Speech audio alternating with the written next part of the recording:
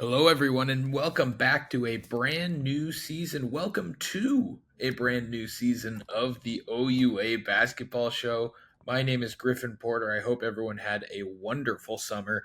I know I did, even without having OUA Basketball there to keep me company. But the wait is over, folks. The season starts tonight, Friday, October 24th, is the first round of OUA basketball games, and there are a lot of good ones coming your way. But first, I thought we could get caught up on some off-season news. Why don't we start with the ones who have left us? We had a lot of exciting congratulations due to OUA players who have signed contracts to play professionally now. Their university careers have come to a close, and just want to shout out a few of those and talk about the teams that are going to be missing very valuable pieces. So we'll start on the women's side, where Megan McCarter has left Nipissing University. She signed a professional contract in Portugal. Anyone who knows Nipissing basketball knows that Megan McCarter is a huge part of it. Multiple team MVPs. That's going to be a big loss for that program, but congratulations to Megan on the next step in her career. Can't wait to see how she does over there in Portugal. McKeely Shantz, who bounced around, had great careers at a couple of different OUA programs. She just played her most recent year at Western. She has now signed a professional contract in Spain. And Teresa Donato of the Carleton Ravens has signed a professional contract in Italy. So three big losses there, a couple other signings as well, but those were ones that really jumped out to me as things that will impact the OUA going forward. The lack of those three players is going to make it a different league this year. Over on the men's side, a couple losses for the Ottawa GGs as Justin Njaktajore signs in Latvia. Ankit Chowdhury signs to play in Azerbaijan, and Dragan Stajic signs in Austria. So a big talent drain for the Ottawa GGs. We know that's a high-quality program. We know that they're going to be bringing new guys in to fill those gaps, but still, those are a lot of high-quality players who are going to be not wearing the garnet and gray this year. Elsewhere around the league, Tay Donald, the great leader of the Laurier Golden Hawks, he is signed to play in Finland, so his time with Laurier has come to an end. And Nate Balamu is leaving Lakehead. He has signed a professional contract in Portugal as well, so congratulations to Nathan. That's going to be really going to change things for Lakehead after they had that amazing season last year. I think they'll still be very good this year, but obviously he was a massive part of that. We also have some transfers that I wanted to get into. We'll go back to the women's side. Renee Armstrong leaves the Guelph Griffins after many great years there. She's going to join the Western Mustangs, so a big rivalry switch over there for her. I think that she's going to fit in really well with that Western team. She's just the type of player who can fit in anywhere, I think, so I'm excited to see her in the purple. A big news is that Kiara Letlow has joined the Queen's Gales, the former player out in AUS from Cape Breton. She is a former National Rookie of the Year and a three-time member of the All-Canadian second team. So a huge infusion of talent for the Queen's Gales as Kiara Letlow joins Queens from Cape Breton. I'm really excited to see her play a little more closely now that she's in the OUA. I think that's going to be a huge addition for Coach Meadows and that coaching staff. And finally, Miriam Kone joins TMU from Calgary. That was just another name that jumped out at me, a former Can West All-Star from her time with the Dinos. That'll be a really good piece for that TMU lineup that's looking to get back to being a national championship contender. Now, over on the men's, I like a pickup for Lakehead. We just talked about them losing Nate Balamu. I like their pickup of Gavin Ashworth from UBC Okanagan. He's a good player. Darnaz Mabanza, goes from Nipissing to TMU. That's another good talent infusion for TMU, this time on the men's side. And an exciting one, Alec Faneuf, the former RSEQ All-Star on Concordia. He's now going to be playing for Ottawa. So we talked about Ottawa losing a lot of high-quality players. They pick up a former RSEQ All-Star in Alec Faneuf. But a lot of talent we're talking about here on the show today, so it made sense to talk to one of the most talented players in the entire OUA and one of the hardest workers as well. A longtime friend of the show now, the one and only Aaron Rhooms is our guest today. So why don't we get straight in to my chat with the reigning OUA Player of the Year on the men's side, Aaron Rhooms. All right, and joining me once again for the third year in a row, our first guest of the season is the one and only Aaron Rhooms of the TMU Bold. Aaron, thank you for coming back once again to the OUA Basketball Show. My pleasure. Thanks for having me again. Yeah, it's great to have you back, my friend. Just before we started recording, I was asking you about your summer, so I guess I'll do that again because it sounds like a great summer. So the audience should know too. Your summer was wild. It was crazy. You hmm had some CBL action. You had some international action. How was it? hmm Oh man, it was great. Thankful for the experience. Yeah, so I was in Edmonton for most of my time, again with the Stingers. Great group out there, great organization. I was really happy to be back out there. And then I was, you know, blessed to be able to be chosen to go play out in Mongolia for the 3x3, World Cup with the senior men's national team.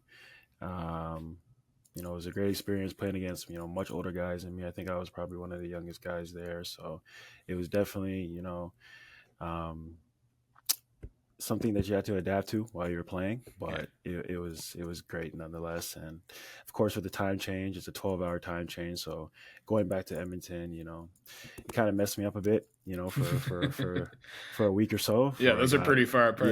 yeah, before I got reacclimated to my routine. But it was great. And then later on, I went to Paraguay once again with Canada basketball with the U23 team um, to for the Pan Am American Games. Another great experience. The guys were around my age this time, so it was a bit easier in that aspect. But nevertheless, I was grateful for the experience, and the summer and all was pretty good, and I'm blessed to have done it. Yeah, no time off for a player your caliber, I guess. Guess not. Something pretty big has changed since the last time I talked to you. You were crowned at the end of last season the OUA Men's Basketball Player of the Year. Yes, Congratulations on sir. that. It's Thank an you very much. incredibly well deserved honor. Thank you. What was that moment like for you when you first sort of found out? And now that it's been a few months, how do you like? What does it mean to you now that you've really had some time to sit with the fact that you won that prestigious award? Yeah, most definitely. I think I remember I was actually told the news from my head coach Dave DeVero. That's I was awesome. surrounded by my teammates as well.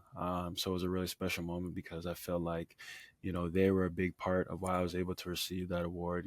They gave me the confidence, they gave me the platform to do what I'm able to do, and just a great group of guys, man. So I was really thankful to be able to celebrate that moment with them. And obviously when I'm home back to my mom and my sister, shared the news with them.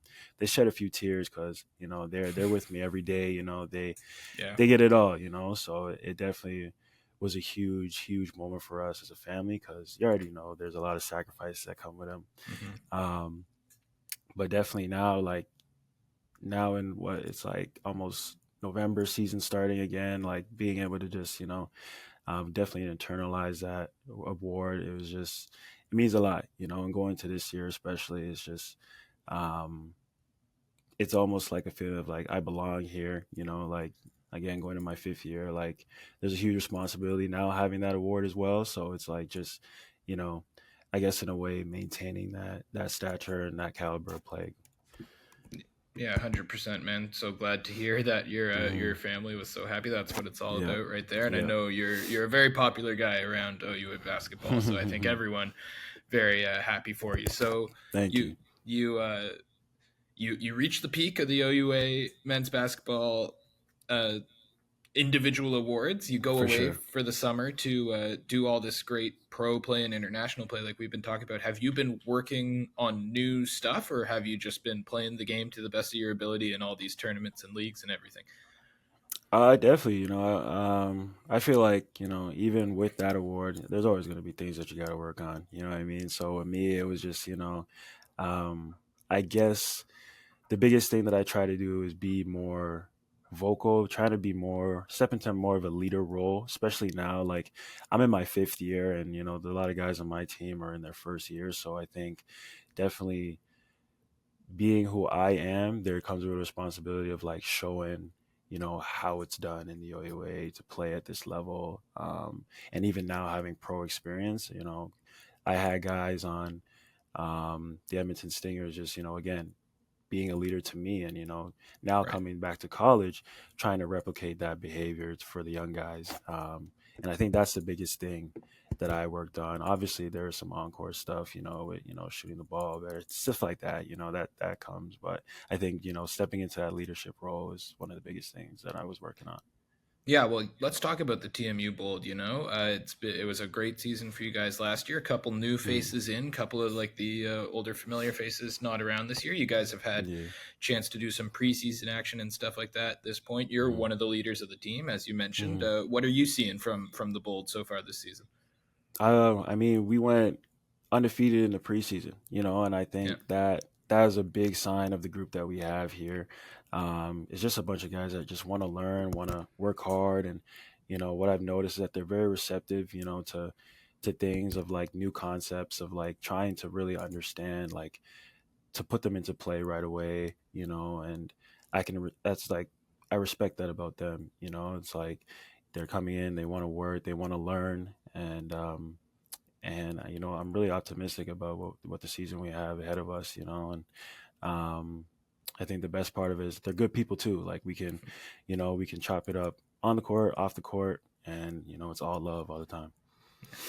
well, last season you guys had a good regular season. You had a couple of great playoff wins, fallen a little bit short. You dropped that semifinal against Yeah, Ottawa. What do you think the group learned from that playoff run last year that you guys can apply to this year? the details matter. That's the biggest thing, and that's even what our coach Dave is really preaching to us right now throughout the preseason. Like that's that's the thing that separates those teams that move on and those that fall short, and that's what we experience is that you know locking in those little details of like something that may seem so minuscule now, but in the long run, excuse me, they'll Mhm. add up, um, and eventually lead to our success. So that's definitely what we're focusing on. Whatever those little details may be, it's something that we gotta focus on and make sure that we're taking into account. Well, all right, one more before I let you go here, Aaron. Mm, Just it's a pretty simple one. What is a successful season this year? We got the this weekend. I think is the first set of games. mm. What does a successful season look like for Aaron Rooms and for the TMU Bold this season? A banner. That's really it, man. I just especially for me being my last year, like I want to make sure that um, I give the school that has given so much to me, something that is so, memorable, and I feel like that is a banner, especially with this team. I think, you know, I have a couple of guys that have been with me for a few years, and we've been chasing that dream. Coach Dave, like the coaching staff, we've all been trying to get up to that championship banner. So I think that's the biggest thing for me and the team. And I think that would cap off a pretty good career for me. Yeah, I mean, well, Yeah. it's a proud history of basketball there at TMU. You're a Yeah. TMU Bold legend. You're an OUA Basketball Show Hall of Famer, one of our only ever three-time guests. So, Aaron, thanks so much for taking the time. Good luck this year. My pleasure. I appreciate it. Thank you. Thanks. Thanks again to Aaron for the great conversation. Love talking to him always. I hope you guys love listening to him because I think he's just an excellent interview. It's really great to hear his perspective on things. It's going to be great to watch him for the TMU Bold this year. Just before we go, I figured we would do our weekly tradition and circle some of the games to watch for this upcoming weekend. On the women's side, I like the Ottawa versus Guelph matchup on the Friday night. I think it'll be a good test for that Griffins team. We talked about them losing Renee Armstrong, but I still have high hopes for Guelph this year. I think they're going to really improve on their strong season last year and be a good playoff contender once again. And Ottawa, obviously, a very tough test for any team in the first game of the season. So I'm curious to see what Guelph can give the GGs as they welcome the visitors from the nation's capital into their arena. And then on the men's side, I'm going to go to one of the Saturday night matchups. I'm going to take Ontario Tech versus Lakehead as my men's game to watch this weekend. Two of the great stories last season were the Ridgebacks and the Thunderwolves. So I really think that'll be a fun way to start the year and see sort of who can keep that momentum going. We talked about Nate Balamu being a loss for Lakehead. Can they replace him? Ontario Tech pulled off a great playoff run. Can they build on that? So it should be a really exciting game there on the Saturday night. Thank you so much for watching, everyone. It's great to be back talking to you for another season of the OUA Basketball Show. I hope you're as excited as I am because we're going to have great guests for you all year long. It's going to be a fantastic season of OUA Basketball. Make sure to check out the OUA YouTube channel every week to watch it and watch those games on OUA.tv. All right, everyone, thank you for watching, and we will see you next week.